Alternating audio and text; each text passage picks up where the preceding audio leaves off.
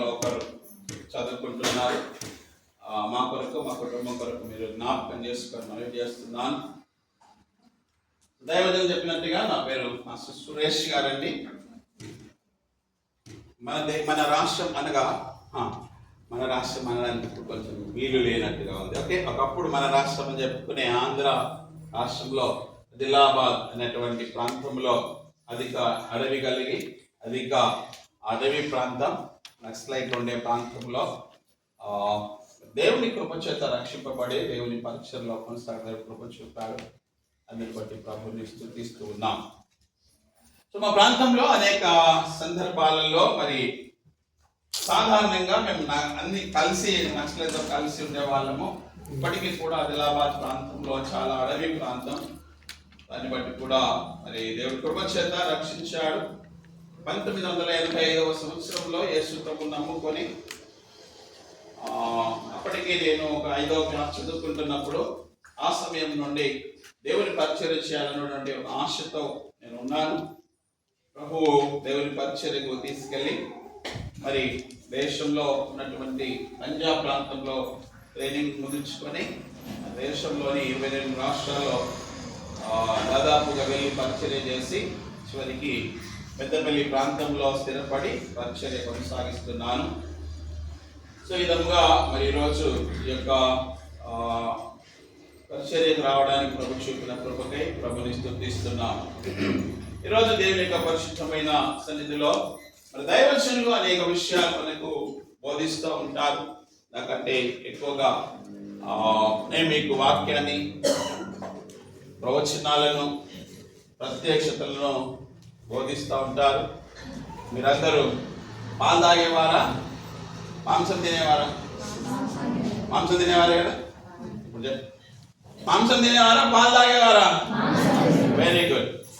ఇంకా పాలు తాగే స్థితిలో ఉండకూడదు కదా. పాలు తాగే స్థితిలో ఉంటే ఏమవుతుంది?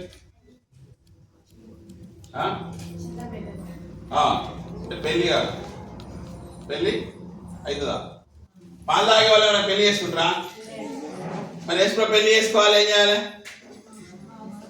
మాంసం తినేవారికి ఉండాలి, బలమైన ఆహారము తినేవారికి ఉండాలి. కానీ పసిపిల్లల వల్లే పాలు తాగేవారుగా మన ఆత్మీయ స్థితి ఉండకూడదు. ఈరోజు మనము ఈ స్థితిలో ఉన్నామంటే దైవజనులు తెలియజేసినట్లుగా ఈరోజు సంఘం, విశ్వాసం, క్రైస్తవులు ఈ స్థితిలో ఉన్నారంటే కారణము, దీని వెనకాల నేను సంఘంలో చెప్తా ఉంటాను, మనము అనేకమైనటువంటి మిషనరీల యొక్కయు, దైవజనుల యొక్కయు మరియు సేవకుల యొక్కయు రక్తం మీద నిలబడ్డాము.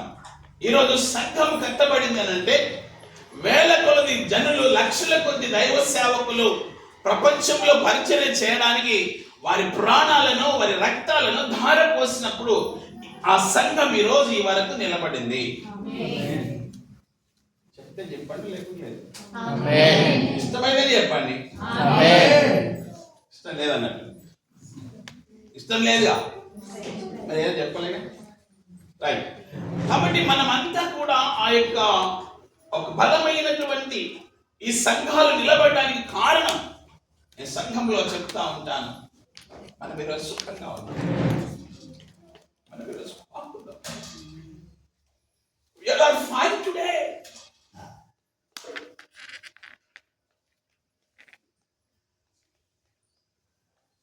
మన రక్షణ పుట్టుకొచ్చింది.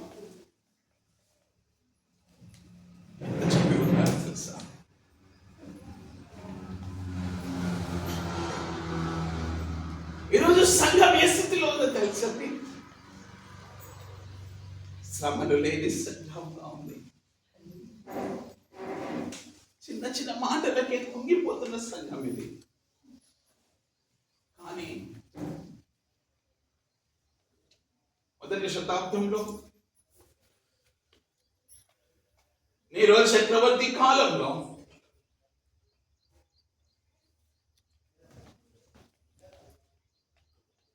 ఒక 25,000 మంది కూర్చునే స్టేడియంలో నిలబెట్టారు.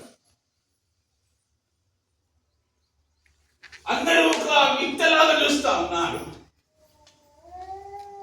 క్రైస్తవులందరినీ మధ్య గుంపులో పెట్టేస్తారు. ఆకలితో అలమటిస్తున్నటువంటి క్రూరమైనటువంటి సింహాలను వదిలారు. మీరు చూస్తుంటారనుకుంటా. వాళ్ళు పరిగెత్తు వస్తాయి. ఆ సింహాలు, ఆకలితో అలమటిస్తున్న సింహాలు పరిగెత్తు వస్తాయి. ఒక 50 మంది విశ్వాసుల మధ్యలో పెట్టేస్తారు. ఆ సింహాలు వస్తే వీళ్ళు పరిగెడతా ఉంటే ఆ సింహాలు ఒక్కొక్కరు పారిపోతా ఉంటే సింహాలు పట్టి చీల్చుకొని తినేస్తారు. ఆ రోజు సంఘంలో అలాంటి వేల కొలది విశ్వాసులు, ఈ సంఘం, ఈ క్రైస్తవ్యం, ఈ రక్షణ నిలబడడానికి వారిని సింహాలు చీల్చేసి వారిని భుజించేసి అలా రక్తము కార్చిన అనేకమైనటువంటి దైవజనులు, ప్రవక్తలు రాళ్లతో కోయబడ్డారు. ప్రభు శిష్యులైన శిష్యులలో అందరూ చెప్పబడ్డ మాట వాస్తవమే. కానీ ఒక శిష్యుని మాత్రం అది భయంకరం తెలుసండి. ప్రాణంతో ఉండగానే చర్మం ఒలిచారట. కానీ ప్రాణంతో ఉండగానే మేక చర్మాన్ని ఒలిచినట్లుగా చర్మం ఒలిచి మళ్ళీ కుట్టేశారట.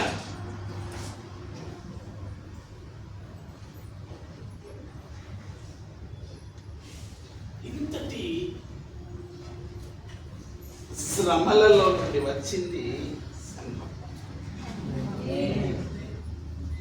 ఇంతటి రక్త ప్రవాహములో నుండి వచ్చింది సంఘం. అందుకే మన బాధ్యత ఏంటి? మనం ఏం చేస్తున్నాం? ఈరోజు ఏం చేస్తున్నాం? ప్రవచనాలు అందుకుంటున్నాం కావచ్చు, దర్శనాలు పొందుకుంటున్నాం కావచ్చు, అభిషేకాన్ని పొందుకుంటున్నాం కావచ్చు, భాషలతో మాట్లాడుతూ గంతు వేస్తున్నాము కావచ్చు, సుఖ సంతోషాలతో బ్రతుకుతున్నాము కావచ్చు. ఈరోజు ఒక ప్రాముఖ్యమైన మాటను మనం ధ్యానం చేసుకోబోతున్నాం. సంఘం యొక్క పరిస్థితి చెప్తూ కొన్ని విషయాలను, మా అనుభవంలో కొన్ని విషయాలు కూడా మీతో పంచుకుంటాను.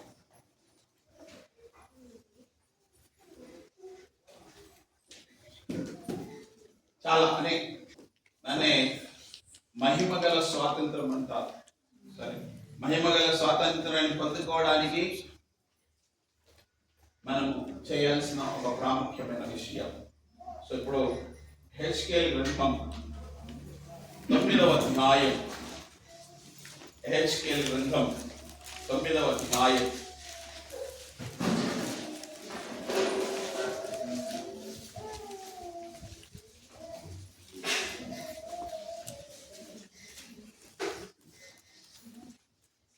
4వ వచనం నుండి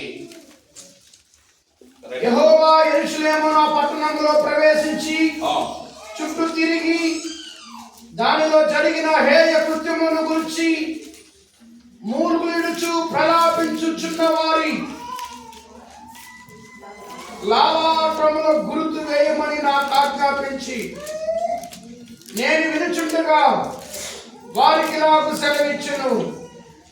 మీరు పట్టణంలో వారిని వెంట పోయి నా పరిశుద్ధ స్థలము దగ్గర మొదలుపెట్టి కటాక్షమైనను కనికరమైనను లేకుండా అందరినీ హతము చేయుడి.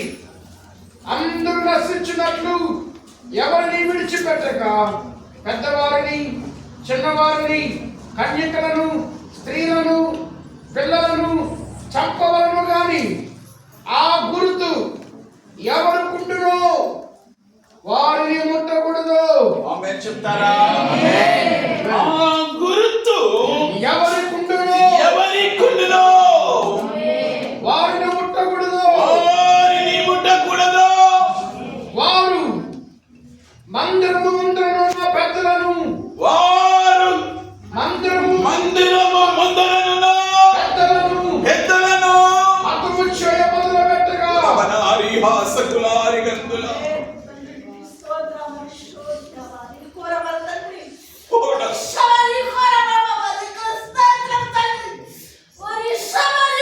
ఒక సంఘము ఒక మందిరములో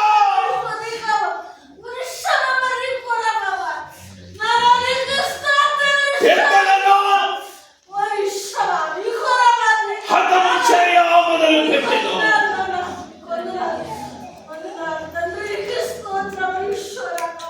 హల్లెలూయా. వింటున్నారా అందరూ? మీ తలలు పైకెత్తండి, తలలు పైకెత్తండి, తలలు పైకెత్తండి. వినండి జాగ్రత్త. ఈరోజు దైవచనులు ప్రసాద్ గారు చక్కగా దేశం కొరకు, రాష్ట్రం కొరకు, అనేక అంశాల కొరకు ప్రార్థన చేయించినప్పుడు అందరము ప్రార్థన చేశాము. ఈరోజు అంశం కూడా దైవచనులు అదే అంశం పెట్టారు. మా దేశం కొరకు ప్రార్థన, రాష్ట్రం కొరకు ప్రార్థన, అన్నిటి కొరకు ప్రార్థన. చాలా బాధాకరమైన విషయం, చాలా దుఃఖకరమైన విషయం. ఇక్కడ మనం గమనిస్తే కొంచెం పైనుండి మనం చూస్తూ వస్తే ఇక్కడ కూడా దేశం గురించి మాట్లాడుతూ, యెరూషలేముని గురించి మాట్లాడుతూ ఉంటాడు. దేశం అనగా యెరూషలేము దేశము, యూదా దేశము, యెరూషలేము పట్టణము గురించి ప్రస్తావిస్తూ మాట్లాడుతూ ఉంటాడు. దేశంలో ఉన్న ప్రజలకు చెప్తున్నాడు. అంటే యెరూషలేములో ప్రారంభించు. కాబట్టి దేశముల గురించి మాట్లాడుతూ ఉన్నాడు. ఇప్పుడు నేను ఒక 2 వచనాలను పైన చదువుతాను, మీరు అందరూ జాగ్రత్తగా వినాలి. మరియు నేను చెవులారా విన్నట్లుగా ఆయన గట్టిగా ఈ మాటలు ప్రకటించెను. ఒక్కొక్కడు తాను హతము చేయు ఆయుధమును చేత పట్టుకొని పట్టణపు కావలి వారందరూ అక్కడికి రండి అనెను. అందులో ఒక్కొక్కడు తాను హతము చేయు ఆయుధము చేత పట్టుకొని ఉత్తర దిక్కునున్న పైగవిని మార్గము 6 మనుషులు వచ్చుండిరి.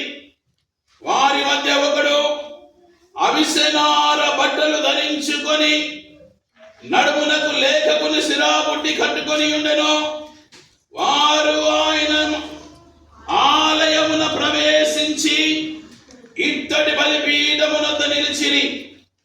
ఇశ్రాయేలు దేవుని మహిమ తానున్న కేరూబు పైనుండి దిగి మందిరపు గడప దగ్గర నిలిచి అవిసెనార బట్ట ధరించుకున్న లేఖకుని సిరాబుడి నడుమున కట్టుకున్న వానిని పిలువగా, చూడండి ఒక మందిరం ఎలా ఉంది. ఈ మందిరంలో దేవుని మహిమ ఉందా? ఉందండి. దేవుని మహిమ మందిరంలో ఉంది. ప్రవచనాలు మందిరంలో ఉన్నాయి, దర్శనాలు మందిరంలో ఉన్నాయి. ఓ బలమైనటువంటి అద్భుత కార్యాలు మందిరంలో ఉన్నాయి, ఆశ్చర్యకరమైన కార్యాలు మందిరంలో ఉన్నాయి.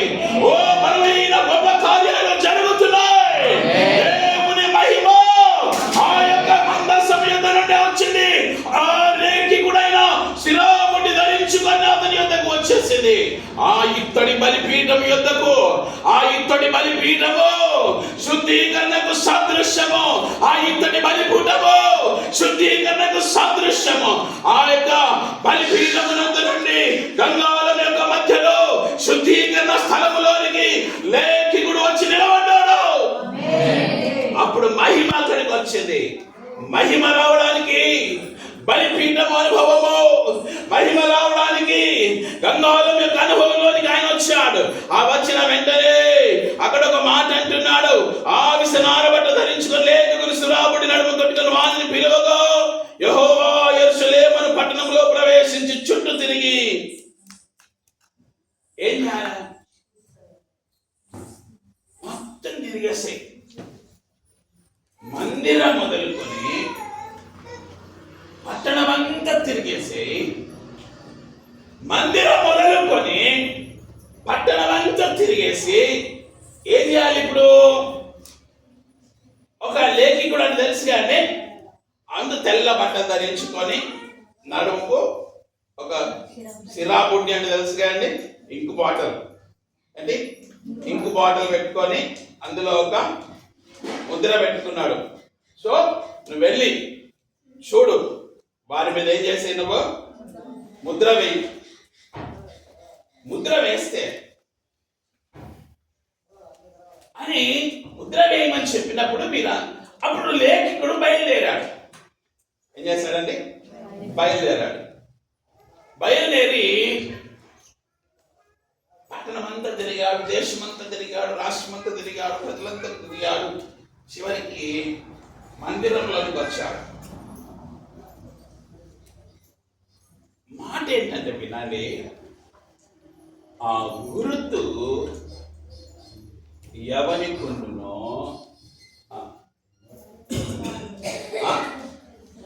ఆ గుర్తు ఎవరికి ఉండునో వానిని ముట్టకూడదు. ఎవరు వస్తున్నారు ఇప్పుడు? ఖడ్గం వస్తుంది. ఎవరు వస్తున్నారండి? ఖడ్గం వస్తుంది, మరణం వస్తుంది, శాపం వస్తుంది, ఆపద వస్తుంది, విపత్తు వస్తుంది, ప్రళయం వస్తుంది, భయంకరమైనటువంటి ఇదో శ్రమ రాబోతుంది. కానీ ఆ ముద్ర ఎవరికి ఉన్నదో వారిని ఎవరి మీద ఈ ముద్ర? వినండి, ఆ లేఖికుడు బయలుదేరాడు. ఎవరి మీద ముద్ర వేయమన్నాడు? హేయ కృత్యములు. ఏమండి అంటే కృత్యములు అంటే క్రియలు. హేయ కార్యములు జరిగించుచున్న వారి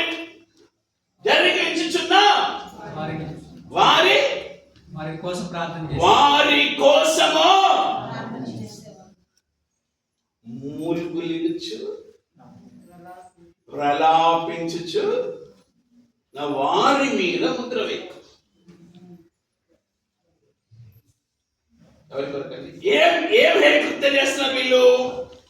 8వ అధ్యాయంలో నుండి మనం ఒకవేళ చదువుతూ వస్తే ఒక భయంకరమైన హేయ కృత్యాలు వాళ్ళు చేస్తున్నారు.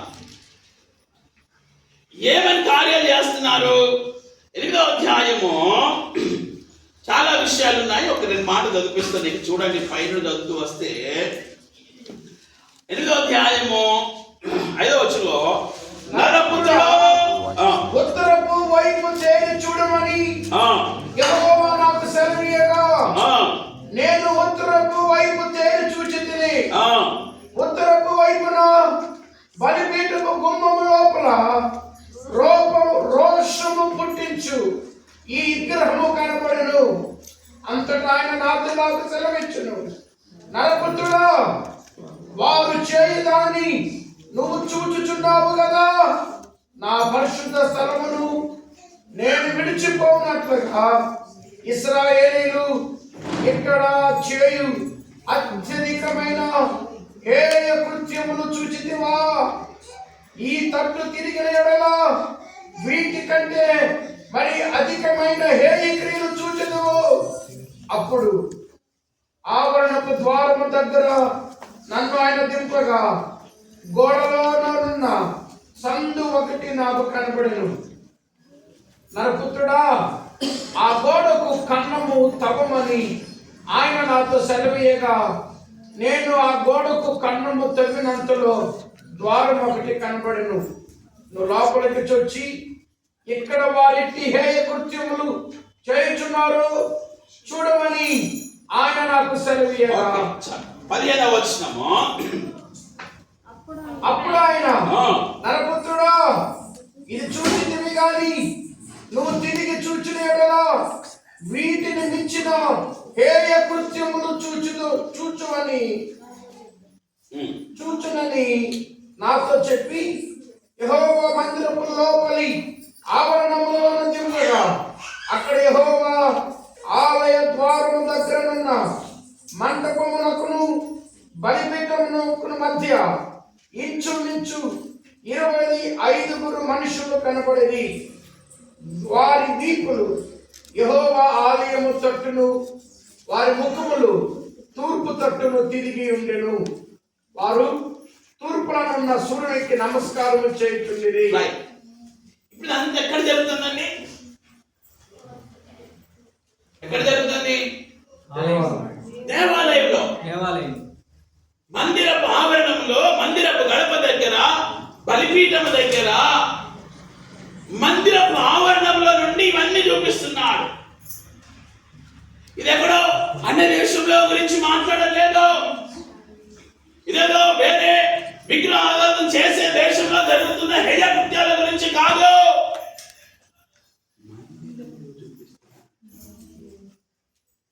మందిరంలో ఎవరుండాలి? దేవుడు ఆశించింది ఏంటో తెలుసా? దేవుని మందిరములో ఎవరుండాలని దేవుడు ఆశించాడో తెలుసా?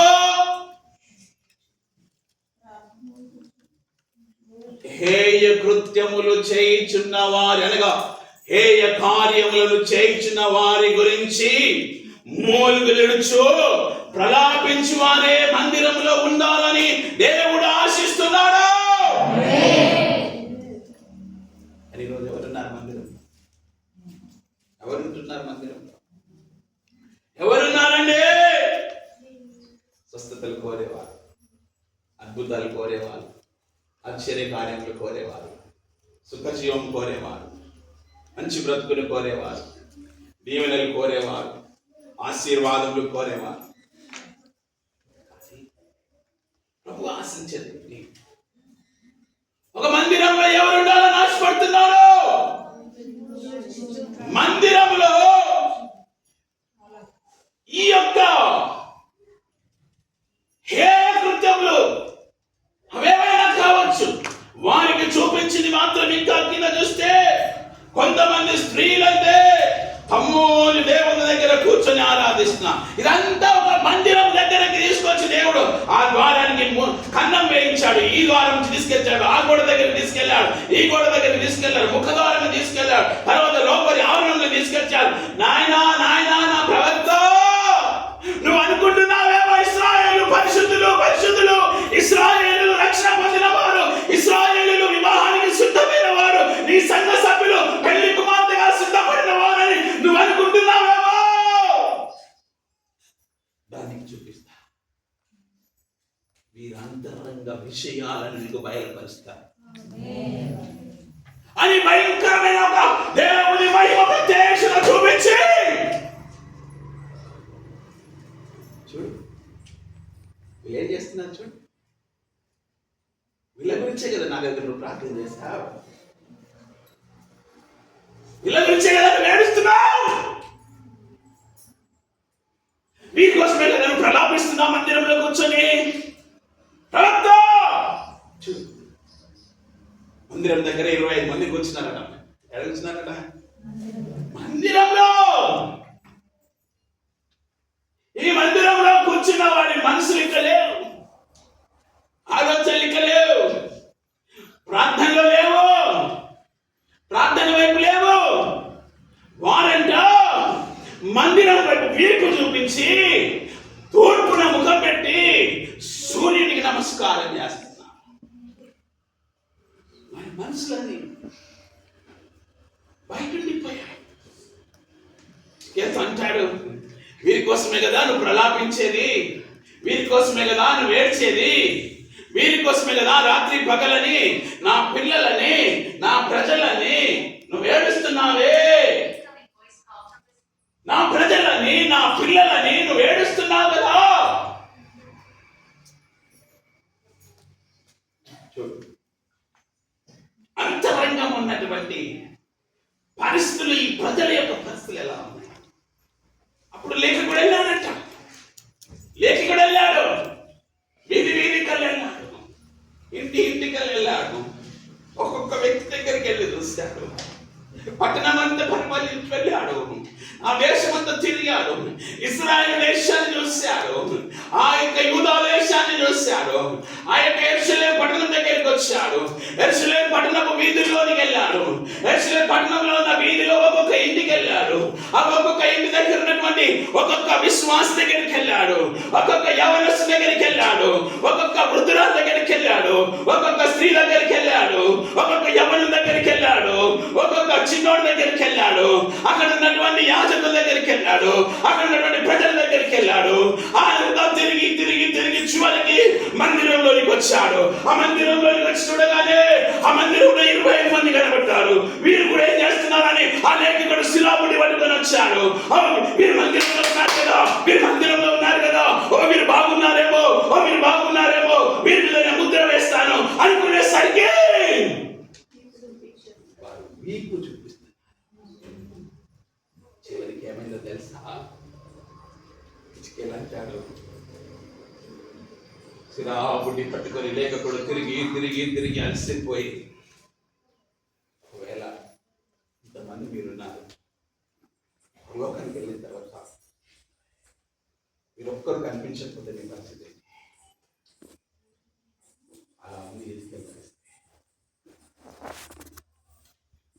నేను అనుకుంటే చాలాసార్లు సేవకులమైన మేము మిమ్మల్ని నమ్మి ప్రభులో పెడతాను.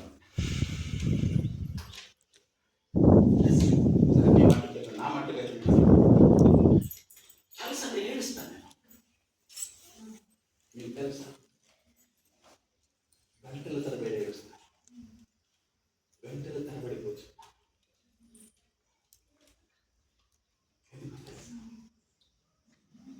ఒక విశ్వాసతో సంబంధం కలిగి వారి హేయకృత్యాలు, వారి క్రియల కొరకు, వారి పరిస్థితుల కొరకు ఏడుస్తూ కూర్చున్నాను. మిమ్మల్ని నమ్మి దైవ సేవకులు వారి పిల్లల్ని, వారి భార్య పిల్లల్ని అన్ని వదిలేసి ప్రాణాన్ని లెక్క చేయకుండా, నిద్రాహారాలు లేకుండా, ఆహారం లేకుండా ఏడుస్తూ కన్నీరు కారుస్తూ, మీరే మా కిరీటమని, మీరే మా అతిశయమని, మీరే మా సర్వమని మీ కొరకు ప్రాణం ధారపోస్తూ తిరుగుతున్న మా జీవితాల్లో మిమ్మల్ని నమ్మితే మీలో చాలా మంది వీపు చూపించి వెన్ను కొట్టుకొచ్చే మహానీయులు చివరికి ఏంటంటే వారు కూడా లేరు. ఎవరైనా ఉన్నారా? ఎవ్వరు లేరు. మరి ఎవరున్నారట? కేవలం ఆయన అంటాడు. చూడండి, అక్కడ అంటున్నాడు 8వ వచనంలో, 7వ వచనంలో ఆయన మందిరమును, 6వ వచనం చూస్తే, అందరూ నశించిన ఎవరిని విడిచిపెట్టగా పెద్దవారిని, చిన్నవారిని, కన్యకలను, పిల్లలను, స్త్రీలను చంపవలను గాని ఆ గుర్తు ఎవరి కుండులో వారిని. నిజం చెప్తున్నాను మీకు, 100,000% ఆ గుర్తు ఎవరికి ఉంటుందో మరి మీకు షాప్, వారి మీద ఖడ్గం రాదు, వారి మీద కరువు రాదు, వారి మీద రోగం రాదు, వారి మీద విపత్తు రాదు, వారి మీద నాశనం రాదు, వారి మీద సాతాను రాదు, వారి మీద కరువు రాదు, వారి కుటుంబంలో అసమాధానం రాదు.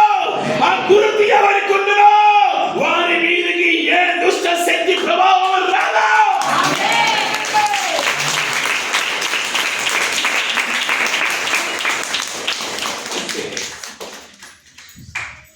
పరలోకం నుండి దేవుడు అంటున్నాడు, నా ప్రభు హెచ్కేల్ అంటాడు, నా ప్రభు యోనా పాలయ్య గారు అంటారు, నా విశ్వాసం, ప్రసాద్ గారు అంటారు, నా విశ్వాసం, సురేష్ పాస్టర్ గారు అంటారు, నా విశ్వాసం. విశ్వముగా లేఖ ఇక్కడ వస్తే తెలుస్తుంది మీరే. అవి చూసిన తర్వాత హెచ్కేల్ గుండె మిగిలిపోయింది. విశ్వముగా ఒకవేళ అదే స్థితి కనుక యోనా పాలయ్య గారికి దేవుడు మీ గురించి కనుక అదే స్థితిని కనుక బయలుపరిస్తే ఆయన గుండె ఏమైంది?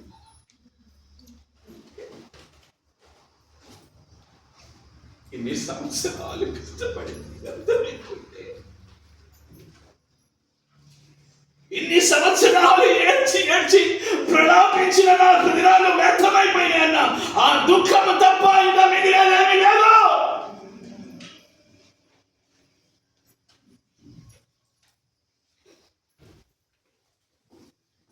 దేవుని బిడ్డలారా,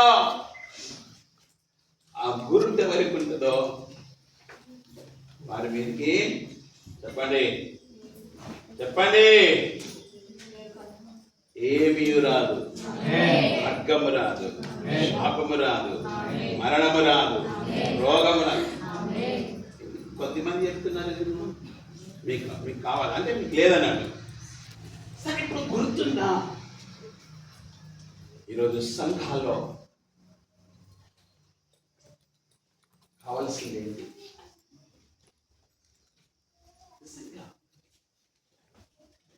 ఈ హేయ కృత్యములు చేయొచ్చు, విగ్రహారాధనే కావచ్చు, చెడ్డ క్రియలే కావచ్చు, వ్యభిచారాలే కావచ్చు, చెడు పనులే కావచ్చు, హేయ కార్యాలే కావచ్చు, అసహ్యమైన కార్యములే కావచ్చు, అబద్ధములే కావచ్చు, త్రాగడమే కావచ్చు, వ్యర్థమైనటువంటి మద్యపానములు స్వీకరించడమే కావచ్చు.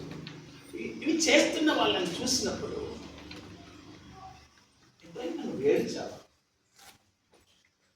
ఎప్పుడైనా మందిరంలోకి వచ్చి వారి కోసం కన్నీరు కార్చావా? సాధారణంగా చేస్తుంది, గొప్పతనం కాదు. సాధారణంగా మామూలుగా ప్రభు ఆయన విగ్రహాలను చేస్తున్నారు, రక్షించు ప్రభు ఈయన తాగుతున్నాడు, ఇది కాదండి. అది రోడ్డు మీద వాళ్ళు ఎవరైనా చేస్తారు, ఎవరైనా అనుకుంటారు, మనుషులు ఎవరైనా అనుకోరా దేవుడు తాగు మానిపిస్తే బాగుండు అనుకోరండి. మీరు అదే లెక్కలకు వస్తారు. ఈరోజు సంఘంలో కావాల్సిన దేశం రక్షించబడాలి, రాష్ట్రం రక్షించబడాలి, ప్రాంతం రక్షించబడాలి, నీ కుటుంబం రక్షించబడాలి. అలా కాదు, ప్రభు మన దేశాన్ని రక్షించవాలి. ఆమె ప్రభు మా కుటుంబాన్ని రక్షించుతాను. ఆమె అది కాదు ప్రభు కోరేది. ఈరోజు సంఘాల్లో ప్రలాపించు, రోధించు ఆత్మకి రా. ప్రవచించే ఆత్మ కంటే, దర్శనాలు చూసే ఆత్మ కంటే, రోధించే ఆత్మ, ప్రవచించే ప్రలాపించే ఆత్మ కావాలి. మా సంఘంలో చూడాలి. అయ్యగారు చూస్తాను పొద్దున్న 8 గంటలకు కూర్చుంటే 4 గంటల దాకా కన్నీరు ఆగకుండా ప్రార్థన చేసే ప్రజలు మా వాళ్ళు. అయినా అందరి పరిస్థితులు నేను అనలేండి, అందులో కూడా ఉన్నారు, కానీ ఉన్నారు. ఒకవేళ ఇద్దరికి కనుక టార్గెట్ ఇస్తే అలా రాత్రంతా మీరు ప్రార్థన చేయాలంటే నిజంగా ఇద్దరు కూర్చొని రాత్రంతా ఏడ్చుకుంటూ ప్రార్థన చేసేవాళ్ళు ఉన్నారు. కూర్చుంటారండి, 8 గంటలకు కూర్చున్నాము, 4 గంటలకి వేశారు చర్చ, అయినా వెళ్ళలే. 6 గంటల దాకా చర్చిలో నేను చివరి ప్రార్థన చేసుకున్నాను. అలాంటి ఒక ప్రార్థన విలాపం చేసే ఒక అభిషేకం అందరికి కావాలి. మీకు ఒక అభిషేకం దిగి రావాలంటే ఈరోజు నేనంటాను, అద్భుతాలు చేసే అభిషేకం కంటే, ఆశ్చర్యకార్యం జరిగించే అభిషేకం కంటే ప్రలాపించు ఆత్మీయ అభిషేకం.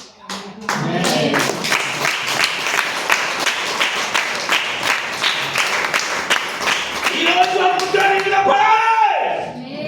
ఈరోజు నీ నుదుటి మీద, లలాటముల మీద, నీ నుదుటి మీద ఆ లేఖికుడు పరిశుద్ధాత్మ దేవుడు నీ మీద ముద్ర వేయాలి.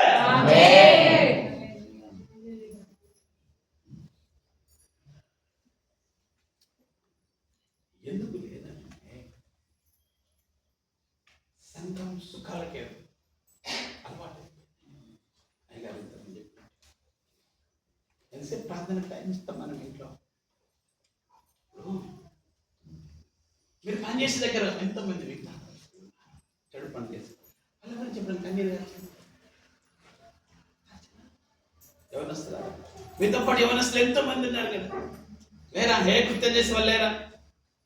ఉన్నారా లేరా? వాళ్ళ కోసం ఎప్పుడైనా నేర్చారు ఇన్ యువర్ లైఫ్? ఎప్పుడైనా ఒక పూట ప్రభా నా ఫ్రెండ్ వీడు చేసే హేయ కృత్యాల వల్ల ప్రభా నరకానికి వెళ్తున్నాడు, వాడి కుటుంబం నాశనమైపోతుంది, వాడు నశించిపోతున్నాడని ప్రార్థన చేశావేమో ఏమని చేస్తా? ప్రభా ఫ్రెండ్ రక్షించు. సరిపోతుందండి? మీరు చెప్పండి. సరిపోతుందంటే నేను ముగించేస్తాను. యూత్ మెంబర్స్ చెప్పండి, ఎవరొస్తుంది చెప్పండి, ఎవరొస్తుంది చెప్పండి.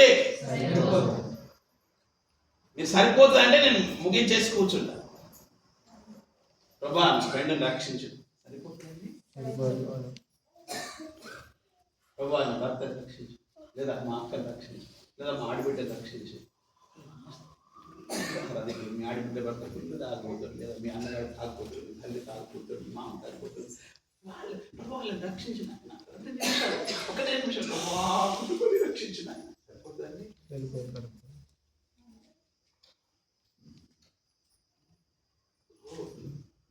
ఆలోచించే వాళ్ళకి కావాల్సిందే. ఈ చివరి గడియల్లో, ఈ అంత్య దినాల్లో దేవుని రాకడ సమీపిస్తున్న కొలది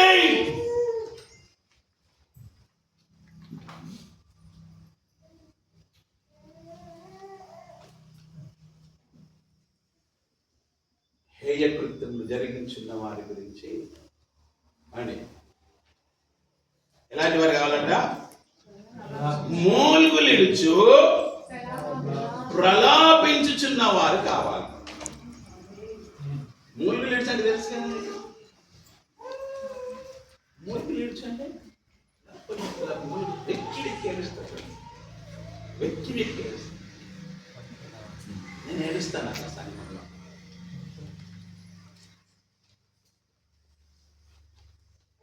ఇలా ఒక్కొక్కసారి వాక్యం ఆరాధన మొదలుకొని వాక్యం అయిపోయేంత వరకు నా కన్నీళ్ళు నీళ్ళు కారుతూనే ఉంటాయి.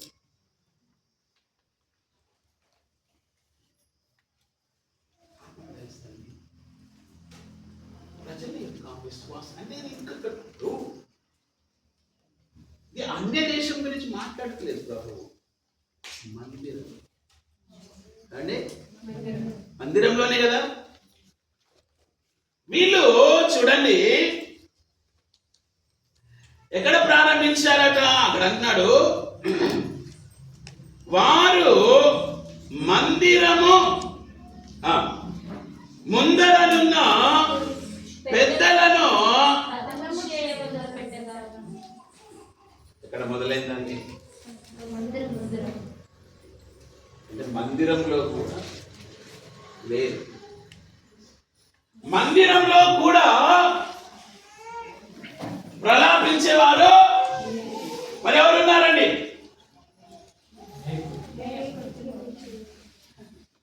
సరే వాళ్ళు హేయ కృత్యాలు చేస్తున్నారో చేస్తలేరో దేవుడేరు, కానీ అక్కడ చేస్తున్నట్టుగా వాక్యం స్పష్టంగా చెప్తుంది. సరే కొంతమంది చేయకపోయినా సరే, కానీ వారి కోసం ప్రలాపించే వారు కూడా లేరు. వారి కోసం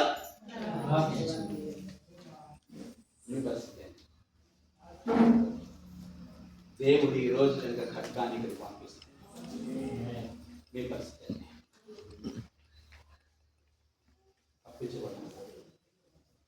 తప్పించబడతారా? ఇన్నాళ్ళ క్రైస్తవ జీవితం, ఇన్ని నాళ్ళ ఈ యొక్క రక్షణ జీవితం బాగుందేమో, పాపం చేయట్లేదేమో, ప్రలాపిస్తున్నాము. ప్రభు ఎవరి మీద ముద్ర ఏమన్నాడు? ఈ చెడ్డ పనులు చేసే వారందరి కొరకు ఏడ్చే వాళ్ళ మీద ముద్ర ఏమన్నాడు. అంతేగాని హేయ కృత్యములు చేయని వాళ్ళ మీద కాదు వేసేది. అర్థమైంది మీకు? పాపము చేయని వాళ్ళ మీద ముద్ర ఏమనలే. పాపము చేసే వారి కొరకు, వారి రక్షణ కొరకు, వారి మారు మనస్సు కొరకు, వారి పశ్చాత్తాపం కొరకు, వారు తిరిగి దేవునికి రావడం కొరకు ఏం చేయాలి?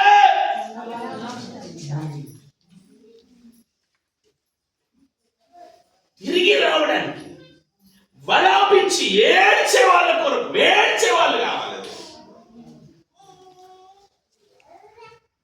అవసరమే, సుఖంగా ఉండాలి, అవసరమే. కానీ ఈరోజు సంఘము ఒక మీ సంఘమే నా సంఘమే కాదు, యావత్ సార్వత్రిక సంఘంలో ఇదే ఉంది. సుఖాల కోసం వస్తారు, సంతోషాల కోసం వస్తారు, సుఖభోగాల కోసం వస్తారు. కొంతమంది అయితే టైం పాస్కి వస్తారు, కొంతమంది అయితే టైం పాస్కే. వాళ్ళకు వాక్యం వినడం ఉండదు, ఆరాధన చేయడం ఉండదు, ప్రార్థన చేయడం ఉండదు, సేవకునికి లోపడడం ఉండదు, వస్తారంటారు. ఎందుకు? ఒకవేళ వెళ్ళలేదు అనుకోండి, అయ్యగారు ఉంటుంటాడా? అయ్యగారు అందరూ నిలబెట్టి అనేస్తాడు.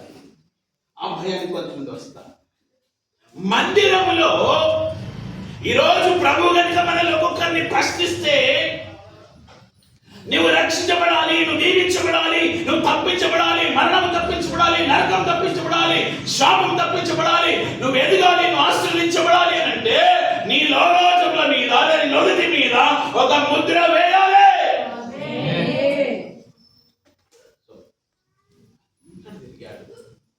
నీకు ఇప్పుడు ప్రతి కుటుంబం, ప్రతి ఇల్లు, ప్రతి వ్యక్తి దగ్గరికి వెళ్తే ప్రార్థన చేయట్లేదు. అందరూ ప్రార్థన చేసే వాళ్ళు కనబడ్డారు, కానీ వాళ్ళ సుఖభోగాల కోసం ప్రార్థన చేసే వాళ్ళు కనబడుతున్నారు.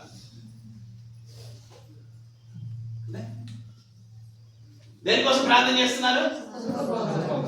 వారి ఔషధాల కోసము, ఆశీర్వాదాల కోసము, వారి బాగోగుల కోసము, వారి ఉద్యోగం కోసము, వారి పంటల కోసము, వారికి ఒక 10 వరహాల బంగారం కొరకు, వెండి బంగారాల కొరకు, వస్త్రాల కొరకు, ఇల్లు కొరకు, స్థలాల కొరకు ప్రార్థన చేసే వారు కనబడుతున్నారు. కష్టాలు వచ్చినప్పుడు స్వస్థతల కొరకు, ఆత్మ వరాల కొరకు, ప్రవచన వరాల కొరకు ప్రార్థన చేసి కనబడుతున్నారు. కానీ ఇలా పాపము చేసి, హేయ కార్యములను చేసి, అసహ్య కార్యములను చేసే వారి కొరకు ప్రలాపించేవారు, వాళ్ళ కోసం ప్రార్థన చేసేవారు అక్కడ ఉన్నారు. ఏమని? ప్రభువా వాళ్ళు రక్షించు. అంతేకా అలా ప్రార్థన చేసేవారు కూడా ఉన్నారు. కానీ వారి మీద ఏమన్నాడే ముద్ర? వారి మీద ఏమన్నాడా? ఎవరి మీద వేయాలి? అందుకే ఇర్మియాతో ప్రభు చెప్తాడు. ఇర్మియాతో ఏం చెప్తాడు? మీ పిల్లలను పిలువనప్పుడు, తెలుసా మీకు మాట, అంగలార్పు విద్యను నేర్పుడే, సైన్యములకు అధిపతి యెహోవా, ఇర్మియా గ్రంథం 9వ అధ్యాయం 17వ వచనం, ఆలోచింపుడి, రోదనము చేయు స్త్రీలను, వాళ్ళని కూడా కనుగోను, అందరిని విలువకు, రోదన చేయి స్త్రీలు కావాలి. సంఘానికి రోదన చేసే స్త్రీలు కావాలి, ప్రార్థన చేసే స్త్రీలు కాదు. రోదన చేసే యవనస్తులారా, మీ అవసరాల కోసం ప్రార్థన చేస్తున్నారు. రోధిస్తున్నాను. కొన్నిసార్లు ఏడుస్తున్నావేమో. దేనికోసం ఏడుస్తున్నారు? మీకు ఆరోగ్యం బాగలేకపోతే ఏడుస్తున్నారు, అప్పులోడు ఇంటికి వస్తే ఏడుస్తున్నారు, అప్పులోడు తిడితే ఏడుస్తున్నారు, పక్కింటోళ్ళు గొడవ పెడితే ఏడుస్తున్నారు. కానీ ఒక వ్యక్తి అతని హేయ కృత్యముల గురించి ఒక్కొక్కటిగా ప్రభువా అతన్ని రక్షించు, అతను చేయించిన పాపము నుండి విడుదల కలగచ్చే, పాపము ఒప్పుకున్నట్లుగా చేయి, అసహ్యం పుట్టించాలి, ప్రలాపించి రోదన చేసే స్త్రీలు. రోదన చేయి స్త్రీలను ఏం చేయాలి? కనుగొనండి, వారిని పిలువనప్పుడు మన కన్నులు కన్నీళ్లు విడిచినట్లుగాను, మన కనులెప్పల నుండి నీళ్లు ఒలుకున్నట్లుగాను వారు త్వరపడి మనకు రోదనదని చేయవలెను కదా అంటున్నాడు. స్త్రీలారా, యెహోవా మాట వినుడి, మీరు చెవియొగ్గి ఆయన నోటి మాట ఆలకించుడి, మీ కుమార్తెలకు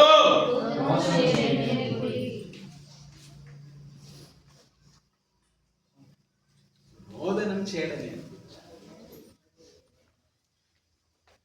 ప్రభు మాట. రోధించే వారి మీద ముద్రేయాలి, రోధించే వాళ్ళని కనుగొనాలి, రోధించే వాళ్ళని సమకూర్చాలి, పిలువనంపాలి. మీ పిల్లలకు రోధించడం నేర్పించండి, ప్రలాపించడం నేర్పించండి. ఏం నేర్పించాలి పిల్లలకు? రోదనము చేయ నేర్పుడి, ఒకరికొకరు అంగలార్పు విద్య నేర్పుడి. ఉంది. ఎందుకనంటే వీధులలో పసిపిల్లలు లేకుండాను, రాజమార్గంలో ఎవరు లేకుండాను వారిని నాశనము చేయుటకై మరణము మన కిటికీలను ఎక్కుచున్నది, మన నగరులలో ప్రవేశించుచున్నది. కాబట్టి పిల్లలకు అదే నేర్పించాలి, యవనస్తులకు అదే నేర్పించాలి, స్త్రీలదే నేర్చుకోవాలి, పురుషులు కూడా అది నేర్చుకోవాలి. ఎందుకంటే నూతన యెరూషలేము మహాపట్టణములో ఈ అసహ్య కార్యములను జరిగించు వారికి ప్రవేశము లేదు. అబద్ధమునైనను అసహ్య కార్యములనైనను జరిగించు వారికి ప్రవేశము. కాబట్టి ఆ నూతన యెరూషలేము మహాపట్టణంలో ప్రవేశించాలంటే చూడండి ఒకసారి ప్రకటన గ్రంథము 22వ అధ్యాయము 21వ అధ్యాయము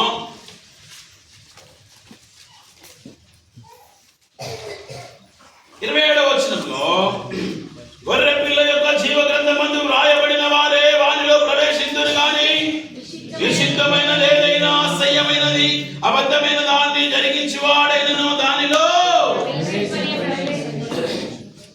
ప్రవేశింపడు. కాబట్టి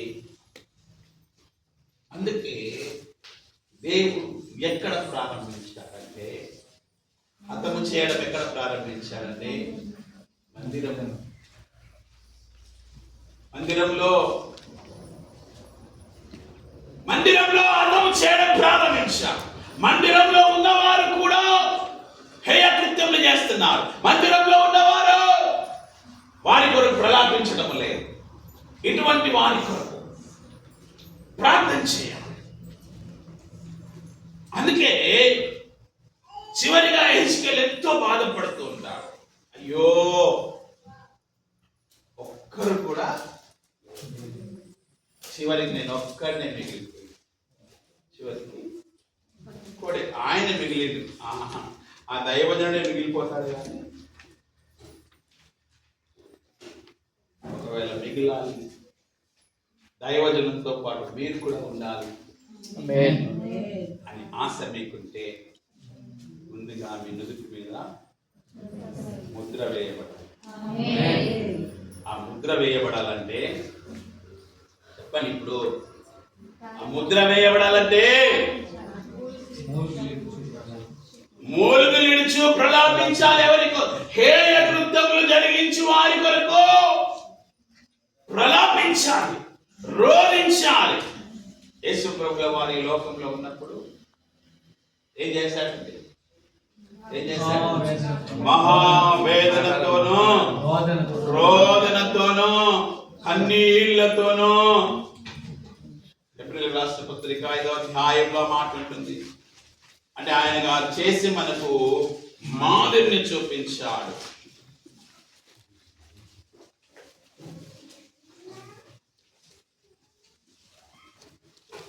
ఏడవ వచనంలో శరీరధారి అయిన దినములలో మహారోదనతోనూ కన్నీళ్లతోనూ తన్ను మరణం నుండి రక్షింపగల వానికి ప్రార్థనలను యాచనలు సమర్పించి భయభక్తులు కలిగి ఉన్నందున ఆయన అంగీకరింపబడెను.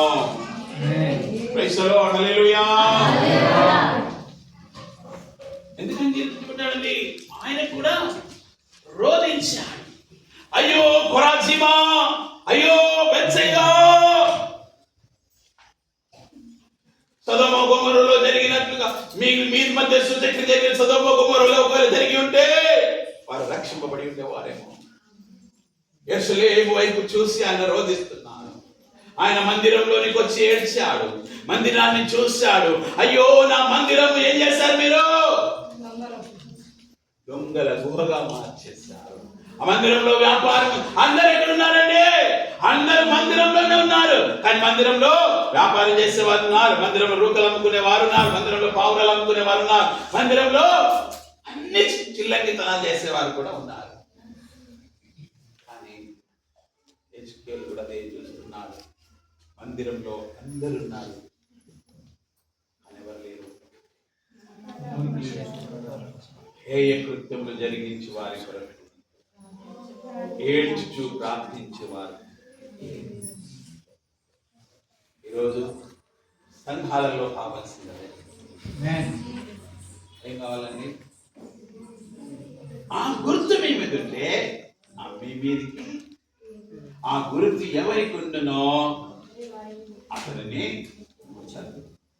ఏది ముట్టదు, ఏది మీ వద్దకు రాదు, ఏది మిమ్మల్ని తాకదు, ఏది మీ దరిదాపులకు రాదు, ఏది మీ గుడారంలోనికి రాదు.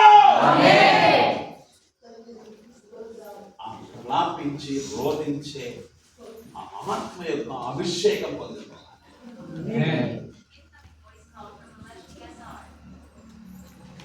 అయితే ఎవరస్తులు ఉన్నారు? ఇప్పుడు మీ క్లాస్లో ఎంతో మంది అన్నదమ్ములు ఉంటారు. మీ ఫ్రెండ్స్ ఇట్లా విగ్రహారాధన చేసేవాళ్ళు, తప్పులు చేసేవాళ్ళు. ఎవరస్తులైన మీరు ఎప్పుడైనా వాళ్ళ కోసం ఒక గంట, ఒక 10 నిమిషాలైనా కన్నీరు గార్చారు? మీ వాడలో ఎంతో మంది ఉన్నారు, మీకు తెలిసిన వాళ్ళు ఎంతో మంది ఉన్నారు, మీ చుట్టాలు ఎంతో మంది ఉన్నారు. వాళ్ళు అలా చేస్తా ఉంటే మీరు కూడా వెళ్తారు అక్కడికి. సరే, మీరు వెళ్తారు లేదో తెలియదు కానీ వెళ్ళే క్రైస్తవులు కూడా రాఖీలు కట్టుకునే క్రైస్తవులు కూడా ఉన్నారా? లేదు, కట్టుకోవచ్చు అండి, కట్టుకోవచ్చు. కట్టుకుంటే హే కృత్యం అది ఏంటది? హే కార్యమే. రాఖీ కట్టుకోవడం హే కార్యం కదా, కంకణాలు కట్టుకోవడం హే కార్యం కదా, అందులో పక్క పుచ్చుకోవడం హే కార్యం కదా, అన్యాచారాలన్నీ హే కార్యమే కాదా? లోకంలో ఉన్న ఆచారాలను మీరు ఆచరించకూడదు. అలా ఎదిరించడమే కాకుండా ఇంకా వెళ్ళి ఆచరించే వాళ్ళు ఉన్నారు. గడపలు అయిపోయేటప్పుడు గడపకి ఏం కడతారండి? ఇంకేం కడతారు? అక్కాయలు మీరే కట్టేది. ఆడబిడ్డలు కడతారు కదా, లేదా? అలా చేసే క్రైస్తవులు ఉన్నారు. ఇవి కాదండి హే కార్యం, ఇవి హే కృత్యం కాదండి. ఈరోజు క్రైస్తవుల్లో సంఘములో పరిశుద్ధమైన మందిరముగా దేవుని కొరకు సిద్ధపడిన పరిశుద్ధమైన పెళ్లి కుమార్తెగా సంఘం ఉండాలి. అలా ఉండకుండా ఇష్టానుసారంగా జీవించేవాళ్ళు. కాబట్టి దేవుని ప్రియమైన సంఘమా, ఈ మధ్యాహ్న కాల వేళలో ఈ ప్రపంచంలో మీరు ఏది తాకకూడదు అంటే దేవుని రక్షణ ముద్ర, దేవుని కాపుదల ముద్ర, దేవుని ఆశీర్వాద ముద్ర, దేవుని అభిషేక ముద్ర మీద ఉండాలంటే ఖచ్చితంగా మనము ప్రలాపించడం మూలుగులించు అన్నయ్యలు ఉన్నారు.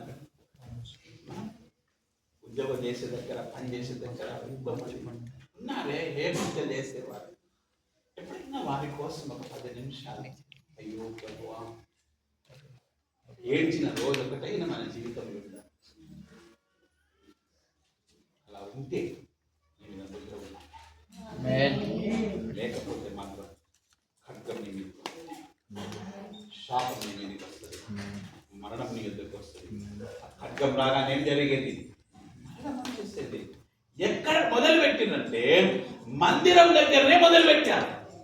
ఎవరిని మొదలు పెట్టారంటే పెద్దలే కదట, పెద్దలే, పెద్దలు. మీరేం చేయరు? ప్రార్థన. మందిరం దగ్గర ఆరంభించినప్పుడు ఎవరిని ముందు మొదలు పెట్టారు? వాళ్ళు పెద్దలని హతమార్చడము. కాబట్టి ఏమైనా దేవుని బిడ్డలారా, ఈరోజు మనం దేశం కొరకు ప్రార్థన చేస్తున్నాం.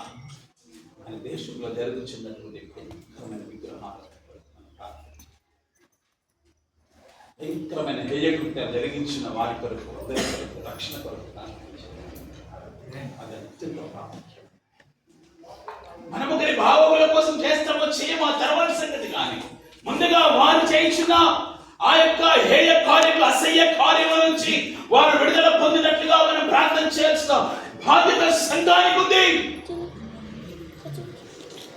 వారు బాగుండాలని ప్రార్థన చేయి, వారు బాగుపడాలని ప్రార్థన చేయి, అసహ్య కార్యాలు మానాలని ప్రార్థన చేయి, అసహ్య కార్యాల నుంచి విడుదల పొందాలని ప్రార్థన చేయి. వాడే బాగుపడ్డాడు. చెడు వెళ్ళిన తర్వాత బాగుపడరా? బాగుపడతారు. రక్షణ పొందాలని ప్రార్థన చేయాలి.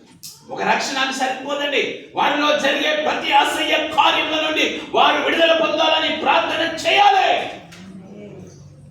సో ఈరోజు మనం మధ్యాహ్న కాలంలో మనం ప్రార్థన చేద్దాం. ఏ ప్రార్థన చేద్దాం? మౌన ప్రార్థన చేద్దామా? పెదవులు మూసుకొని ప్రార్థన చేద్దామా?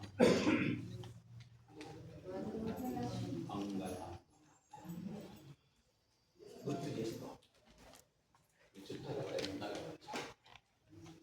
వాళ్ళ తరఫు ఎలా మాడిపోతారు గుర్తు చేసుకో. ఒకవేళ దేవుని ఖడ్గం కనుక వారి మీదకి వస్తే వారు ఏమైపోతారో గుర్తు చేసుకొని, అయ్యో ప్రభువా రక్షించు, మీరు చేయించిన హేయ కార్యముల నుంచి మీరు విడుదల కలగచ్చు, అవి మానుకున్నట్టుగా కృప చూపించమని అంగలార్చుతూ మూలుగులుడుచు ప్రార్థించే వాళ్ళకు దేవుడు సంఘంలో ఇటువంటి వారు సంఘంలో వేస్తే ఈ సంఘం వచ్చే సంవత్సరానికి ఇలా ఉండదు,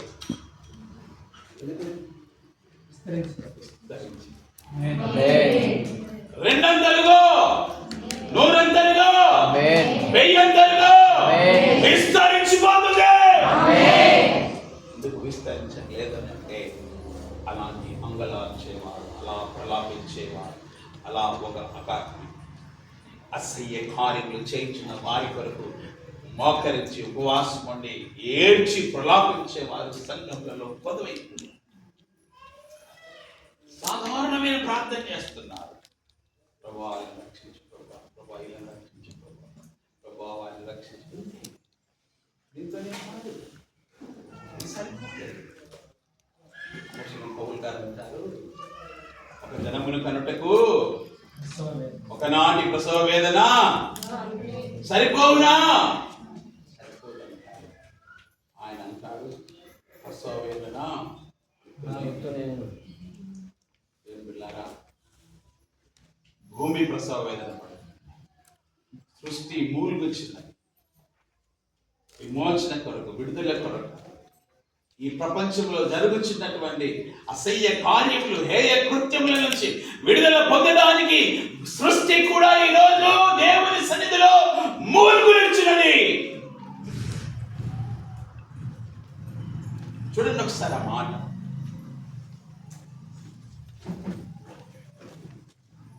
రోమీయులకు రాసిన పత్రిక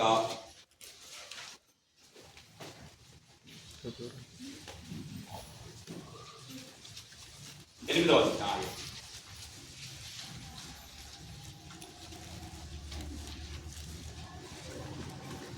19వ వచనము. దేవుని కుమారుల ప్రత్యక్షత కొరకు సృష్టి ఆశతో తేరి చూచుచు కనిపెట్టుచున్నది. ఏలైనగా సృష్టి నాశనములకు లోనైన దాస్యంలో నుండి విడిపింపబడి దేవుని పిల్లలు పొందుకో మహిమ గల స్వాతంత్రము పొందుతున్న నిరీక్షణ కలదై స్వేచ్ఛగాక దానిని లోపరిచిన వాని మూలముగా వ్యర్థపరచబడిను. ఓకే, సృష్టికి ఒక నిరీక్షణ ఉందండి. ఏముందట? దేవుని పిల్లలకు పొందుకో మహిమ గల స్వాతంత్రం. ఇదే మన భారతదేశ స్వాతంత్రం గురించే ఇంత జెండాలు కట్టి లైట్ వేసి అన్ని ప్రోగ్రామ్ చేస్తున్నామే. మనం పొందబోయే స్వాతంత్రం కొరకు సృష్టి వెయిటింగ్ చేస్తుంది. సృష్టి ఏమంటుందంటే దేవుని పిల్లలు పొందబోయే మహిమ గల స్వాతంత్రం ఉంది. సృష్టికి స్వాతంత్రం కావాలి. ఆ మహిమ గల స్వాతంత్రమును పొందునను నిరీక్షణ కలదై స్వేచ్ఛగా కాక దానిని లోపరిచిన వారి మూలముగా వ్యర్థపరచబడిను. సృష్టి యావత్తు ఇది వరకు ఏకగ్రీవంగా మొలుగుచు ప్రసవ వేదన పడుచున్నదని ఎరుగుదము. అంటే సృష్టికి కూడా ప్రసవ మూలుగుతుందండి. ఇప్పుడు ఉన్నటువంటి ఈ భూమి మీద జరిగే హేయ కార్యాలను గురించి సృష్టి కూడా ప్రసవేదన పడుతుంది. మూలుగులిడుచు ప్రసవేదన పడుచున్నది. అయ్యో, దేవుని పిల్లలు పొందబోవ మహిమగల స్వాతంత్రం నేను ఎప్పుడు చూచెదనా అని ఒక సృష్టికి కూడా ఆ వేదన ఉంది, కానీ ఆత్మ కలిగిన మనుషులకు ఆ వేదన లేదు, విశ్వాసులకు ఆ వేదన లేదు, ఆ ప్రలాపించేది లేదు. మూలుగులిడుచు వేదన పడుచున్నది సృష్టి. అంతేకాకుండా ఆత్మ యొక్క ప్రథమ ఫలమును మనము కూడా దత్తపుత్రత్వం కొరకు అనగా మన దేహము యొక్క విమోచన కొరకు కనిపెట్టుచు మనలో మనము మూలుగుచున్నాము. ఇక్కడ మహిమగల స్వాతంత్రం గురించి మాట్లాడుతూ, ఈ మహిమగల స్వాతంత్రం కొరకు సృష్టి ఎలాగైతే మూలుగులిడుచు ప్రసవ వేదన పడినట్లుగా వేదన పడుచున్నదో, ఈ భూమి మీద జరుగుతున్నటువంటి ఈ హేయ కార్యాలు, మోసాలు, అబద్ధాలు, దేశాలు, నరహత్యలు, వ్యభిచారాలు, ఈ సృష్టి మీద జరుగుతున్నటువంటి సకల విధములైనటువంటి అసహ్య కార్యముల నుండి సృష్టి ఏనాడు విడుదల పొందుతుందో అని ఆ సృష్టి కూడా ఒక మహిమగల స్వాతంత్రము కొరకు ఎదురు చూస్తుంది.